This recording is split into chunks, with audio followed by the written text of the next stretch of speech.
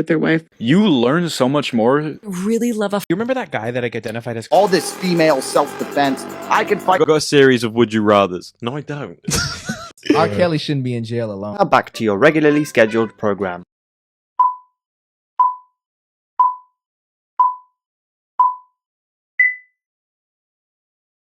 Would you consider yourself an entrepreneur? I would consider myself to be an entrepreneur, but I wouldn't go around saying that yet. Okay. Yet, but at some point you will. Oh yeah, for sure. For sure. I would go around saying that I would. Well, not go around, but I would say that I am if asked. Now, right now, I can only say that to my closest people because I got plans in the works that I can't really. That's in your Instagram bio, though. Yeah, you put it there. Don't put me on the spot like that.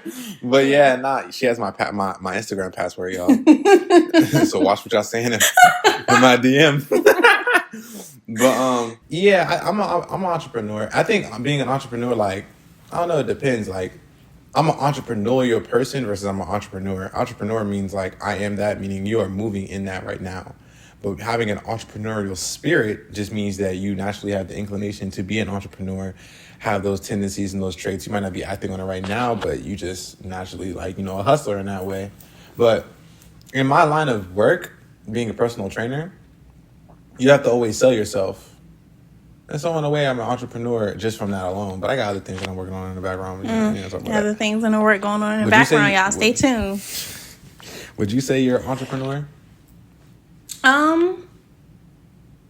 Yes. In the shadows. Okay, and why is that? Because I am pursuing a particular goal that is business related, and it's on my own. Does that make you an entrepreneur? I think it makes you an entrepreneur. What's the definition of an entrepreneur? Google it. I will right now. You saying Google it because you don't know. No, I don't. You thought she was slick. A person who organizes and operates a business or businesses taking on greater than normal financial risk in order to do so. Oh no, with this definition, I would say I'm an entrepreneur. We're definitely entrepreneurs. Yeah. With this definition. Absolutely. I think I was saying what I was saying based on the, you know, the air around the word, but yeah. Mm-hmm. But go ahead. You're an entrepreneur based on this definition? Yes. Okay. No, I would say so too. I would say so too. Now that I know the definition, like, not that I didn't know the definition, but now that I know. Please, sweetie, it's okay to not know the definition. Anyway, like I was saying, now that I know the definition for sure, like, I definitely would say that you're an entrepreneur. Speaking of entrepreneur, hey, you know what I'm saying? My man's Matt, Bandu Matt. Follow on Instagram, you know what I'm saying? World.inc. That's his business. You know, he got clothing line. Hey, it's fire, bro. You need this stuff. Black-owned business. You already know the vibes. But it's not good because it's a black-owned business. It's good because it's good. It's just so happened to be black-owned. So. Do you have something against black-owned businesses? 'Cause that's actually what I wanted to tap into today. How do you feel about black-owned businesses? What do I have? Do I have something against black-owned businesses? The term. How do you feel about that term? Is what I'm asking. I don't think you have anything against black-owned businesses at all. I mean, you're not racist. But let's hope so. I hope so. But yeah, how do you feel about that term? Because I have mixed feelings about it. I mean, I would love to be able to like strongly affiliate with the term black-owned business because of what it is and what it's supposed to be. However, unfortunately, black-owned business gets like slapped on as like you should rock with me because this is what the term black-owned business is like. It's like when your friend works at Chipotle, so you like, let me get a discount. Or let me get some free food because your friend work at Chipotle. It's like you have a business, right? Like you're a therapist. So I'm like, you're a therapist. That's your business. That's your career. And that's your business. That's your livelihood. So I'm like, can you give me free sessions because you're my friend? That's what the term black-owned business is like. It's like, don't rock with me because I'm good. Like, it's kind of like, oh, I'm black, you're black, so support me because we need to support our brothers. We need to, like, bro, please. Right. Like, no business gets special treatment. You don't have to say, white people don't say white-owned business, Jewish-owned business, Chinese-owned business. You just go in there and you get their product because it is what it is. The fact that you have to, like, put it on is, like, in itself. Exactly. If your product was good, you wouldn't have to say that. And I'm not against that, but it's just that what that means is, like, asking for a favor. You know what I'm saying? It's like, bro, if you're likes that, you shouldn't have to specify who owns. I don't know who owns the places I be going. I don't care. I don't care. I just want the food, bro. I'm not gonna go to McDonald's and be like, who owns this this McDonald's, the fries are immaculate, better than usual. Like, man, no. Like, dog, I'm about to just eat there. Yeah. You know what I'm saying? Like, do you Yeah. know who owns McDonald's? Irrelevant. Wouldn't be able to tell White, you. black, Caucasian. I'll just say Caucasian. Asian. Bro, relax. Mexican. He could be anything. We wouldn't care. So, yeah, for that reason, I just think that it's like a cheat code, bro. Yeah, I agree. I think that we don't really respect each other's businesses. There's not really a lot of respect in the Black community when it comes to Black-owned businesses. And an example of that is when people will reach out to you and say, "Hey, well, you're my cousin, or you're my sister's friend, you're my brother's friend, so let me get half off, or let me get that one for free, or access so and so." I've seen that before. And other people, like I've seen other people experience that. I've seen people do that to other people. And I've also experienced that with you. Like, no, not like you saying something. I'm saying like people asking me bro, if they can get like a free training. A free training? Yes. Bro, you know how many of my homies be like, bro, can you work me out, bro? Like, you know what I'm saying? Cause we cool. Like, bro, I live off this. If you was really my mans, you'd be paying me. You should be paying me more. Yeah. But you want to pay less. Like, that's so backwards in the Black community, and that's why our Black-owned business has to get slapped Black-owned business on top to do as good, because our mentality is like, oh, I'm familiar, so I should be able to do less. Which peers into like, that's everything. When you're comfortable, you take advantage of. Like, in relationships, it's the same thing. Complacency sets in when you're getting used to what's going on. You're no longer, appreciative of what's going on. But anyway, that's a whole nother episode. That's a whole other can of beans, bro. But anyway, yeah, that's what I'm saying. They know people, bro, be like, "Can we get a free?" I'm like, bro, I live off of this. Yeah. If you Melly my mans, what do you want to see me win? Seeing me win should mean you want to pay me to keep, so I can keep doing this, so that I can now be able to do for others as well. And if not, let's say I give you a free session, at least come find me 2 clients or something. Yeah. Like, bring me something. You know what I'm saying? Like, Right. everybody trying to get free handouts in any way that they can. And everybody's always thinking about themselves. Like, even when people are reposting me and stuff with the idea in their mind that eventually, they'll cash in the favor of getting a free workout or something, like, bro, and I don't ask, and it's not about this, but I don't ask nobody for nothing.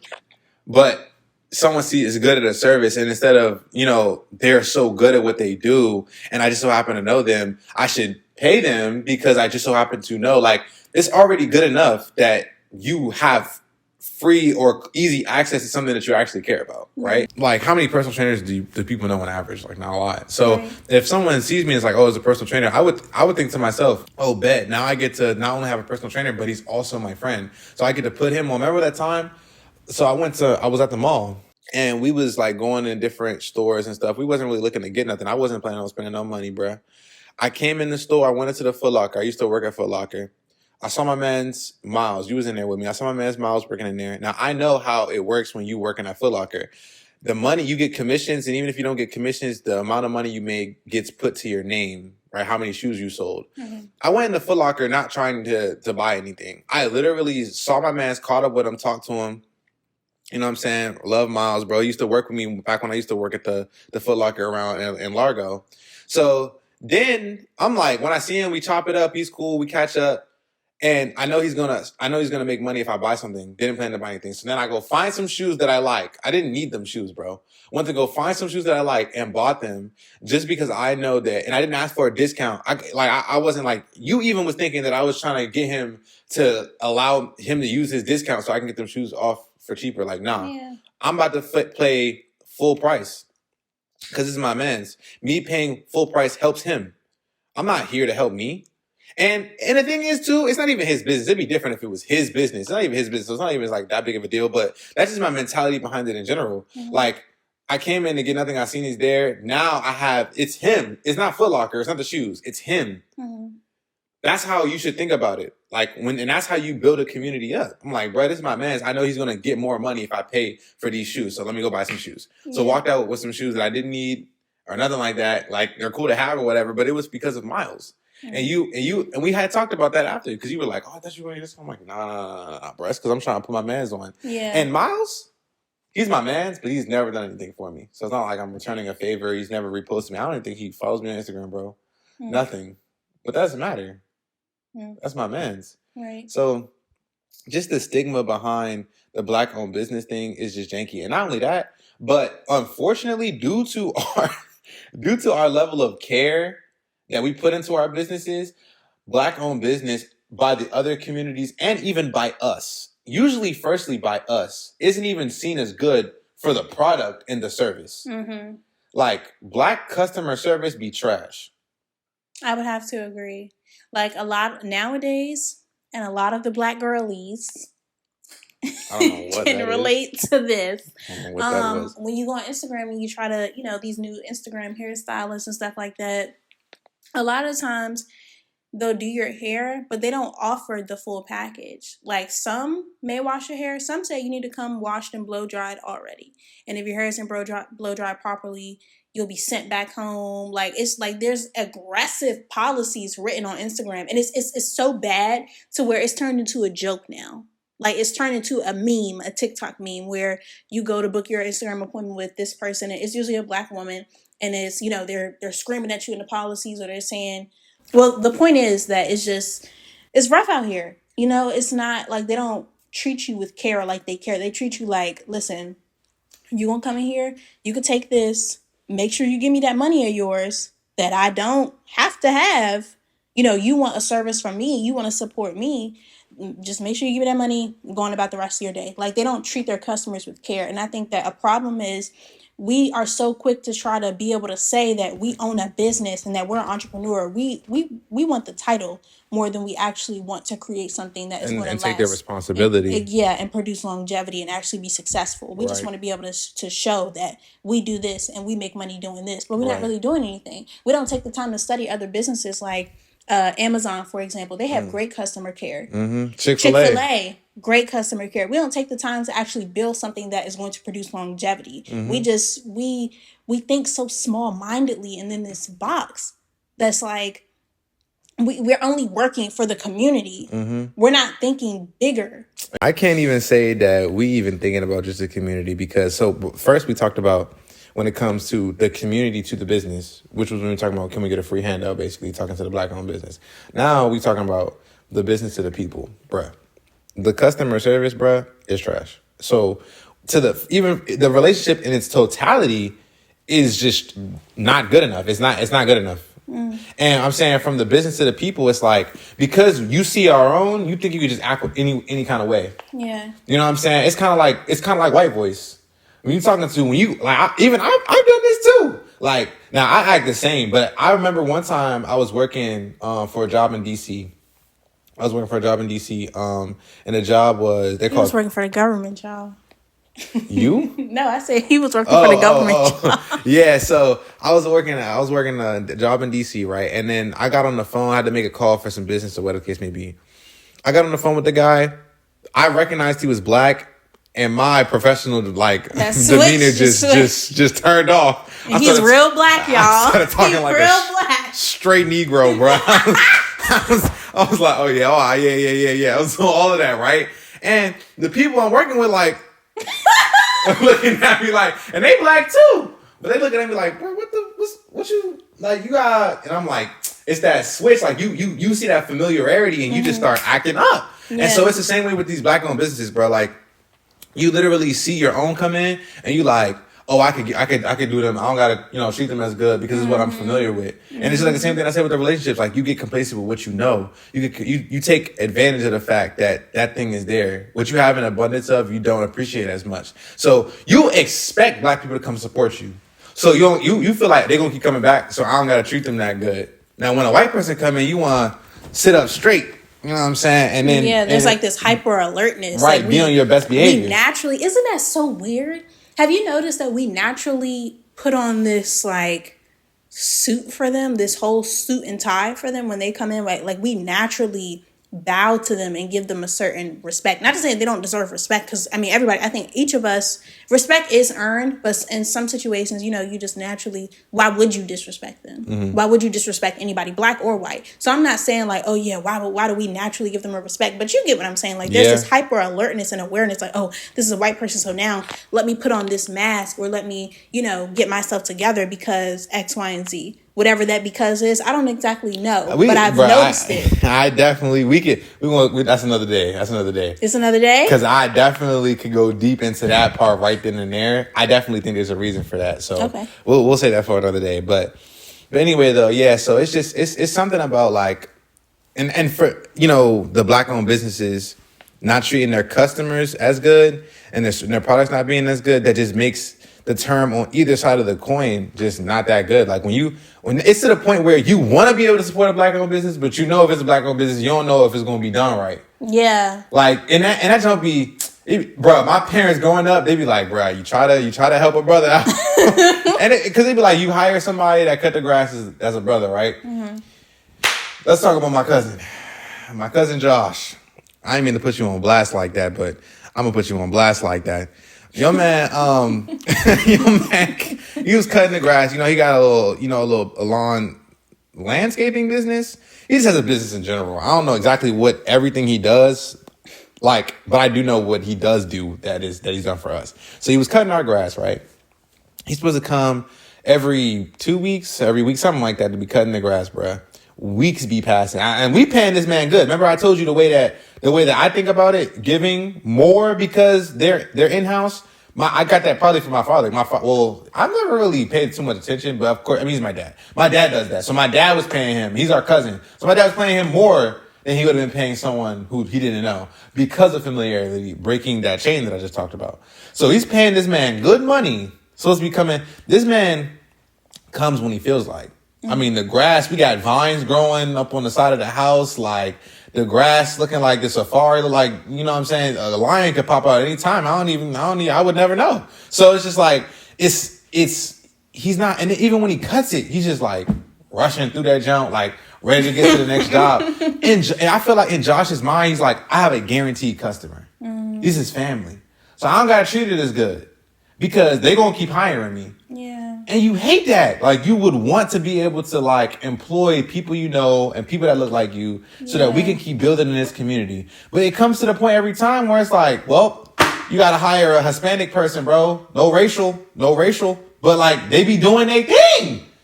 Jose be there every time, bro. Jose always there every 2 weeks. He's in that jump, cutting the grass, and the grass be looking crispy. He be having the checker lines. I could be playing chess right there on the front yard. I call Josh, bruh, I don't know. He be having patches up in that jump, like, you know what I'm saying? It's tall over here and it's short over there. That jump look like school. Gosh. I don't know. But, yeah, bruh, it's unfortunate because, like I said, growing up, you really want to be able to employ. But growing up, and just in my household alone, my parents always been like, bruh, you always want to help the black community, but they never do right by you. And it's what stops black-owned businesses from being able to stand the test of time and really peak as much as these other. Like, we always preaching the whole, we're behind the racism. They don't want us to win. We don't want us to win. Yeah. We don't want us to win. We limit ourselves so much. And that goes back to the point that I was making earlier about thinking small and not thinking big. I think that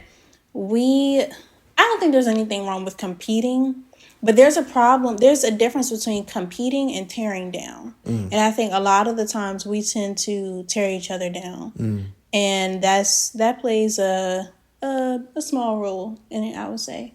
So, but no, I'm saying we don't want to win, bro. Yeah. We don't do the things that the others are because the others are not acting entitled. See, what happened was us coming out of being oppressed has put us in a place of spoiledness.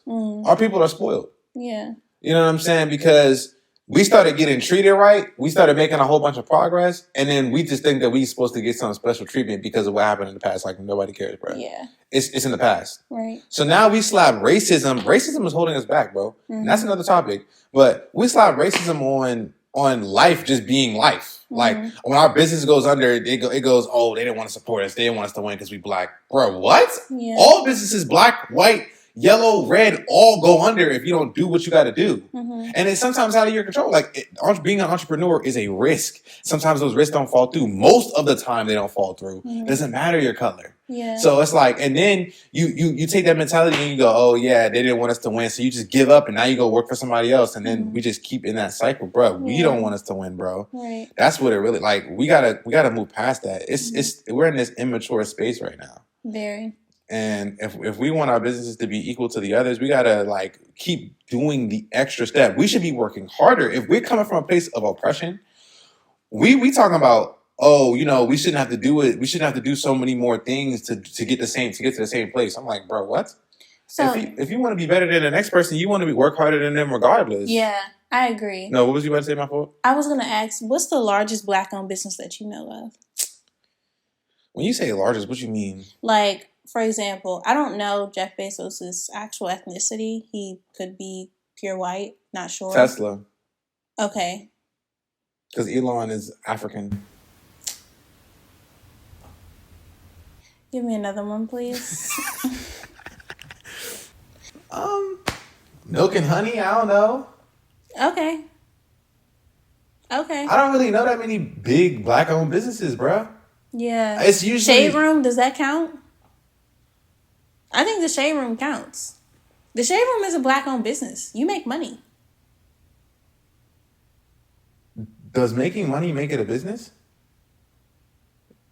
If I play for the Redskins, well, if I play for the Commanders, if I play for the Ravens, Well, the Shade Room is an official company, though. Okay. So the Shade Room. Right. Now I don't watch the Shade Room, so I don't know much about them. Right. I don't know the people. I don't know nothing. But usually when I see Black-owned businesses, they're small and on the ground. Yeah, but why is Local. that, though? We don't have any large corporations whatsoever, and that's so frustrating. But there's a reason why. Bro, let me tell you what I think. For example, my hairstylist. You know what? I want to promote you, but you might not like what I'm about to say. But it's okay. It's tough love. It's an unsafe space. My man's Courtney. Hey, she do great work. You see my. It's sexy, ain't it? That's Court. She got me out the way. She's fire, bro. Anyway, though, so Courtney, she my hairstylist, right? She's so good. She's really, really good. Yeah. To the point where I'd be like, dang, I'm surprised you ain't like her somewhere. Like, you know what I'm saying?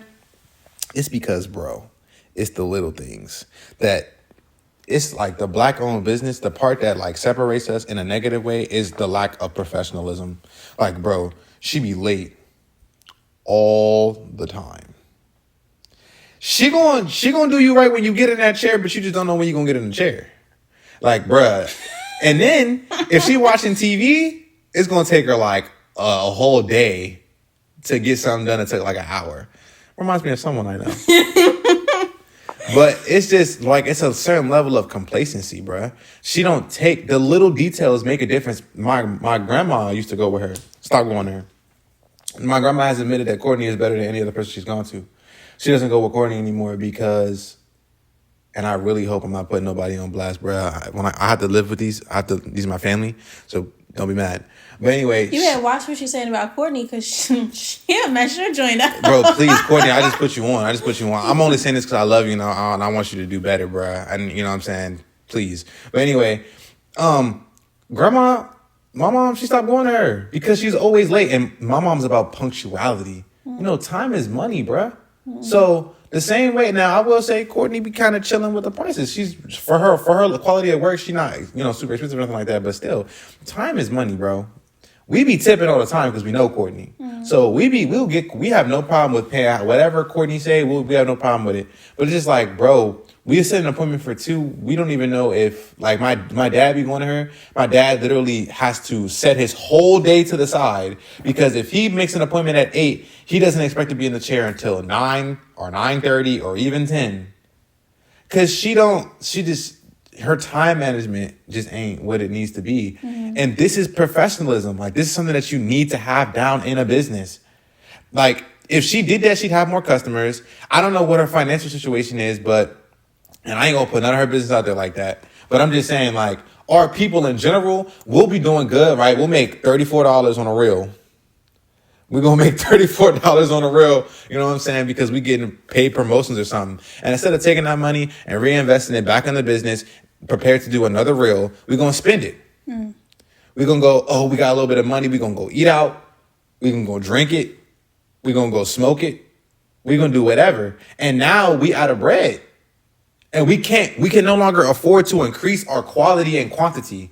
The things that need to be done to continue to help a business expand, we don't do them. So either whether it's the actual small things, like the tasks that need to be done in order to set your business apart, just literally working hard and making sure you're being professional and just being better than your competitors, no matter their race.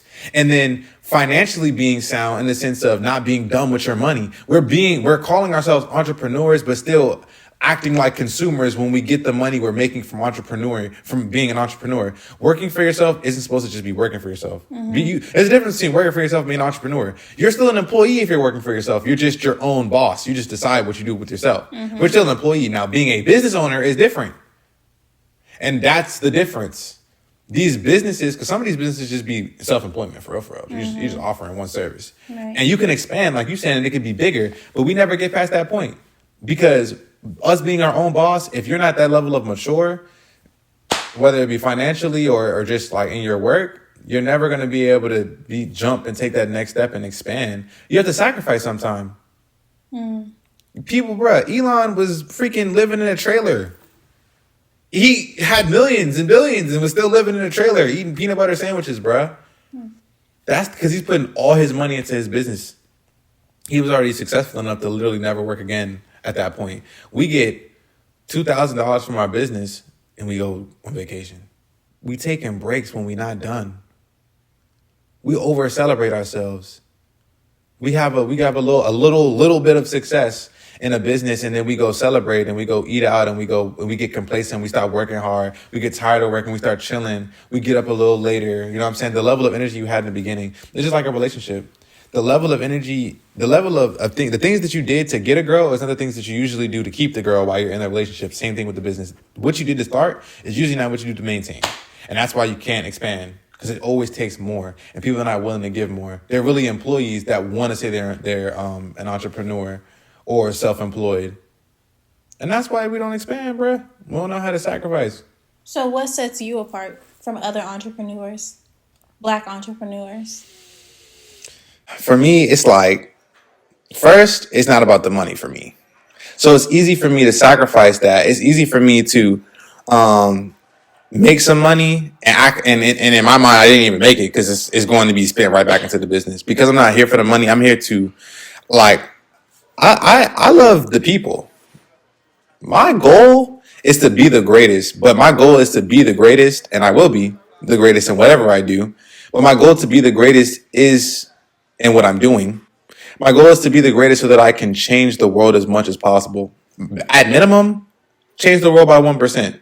So that means that for me, because the goal isn't to have a certain amount of money, my goal isn't to have a big house, my goal isn't to have a nice car. Those things will be a byproduct of the success I'm going to have. But because I care about the people, whatever it takes to be great and to take care of people and to take care of the people I love, my family, my friends and stuff, people that took care of me and all of that stuff, because family is more than just, biological. So whoever I consider to be family and love and care about, anybody that depends on me, because I want to be able to take care of them, it's easy for me to put that money right back into the business because I know that there's a greater picture. Because I care about the actual situation and not just, I'll give whatever needs to be given. I'll do my service for free. If I could, I would. That's a relationship that the Black-owned businesses do not have. They don't have the I'll do for others. Like, you have to, if you want to be great at something, you got to do it for free first. Everybody that's in the NBA, NFL, MLS, any of those things, any sport, anything great. Like, we're talking about sports, though. There was a kid at one point playing in high school making no money.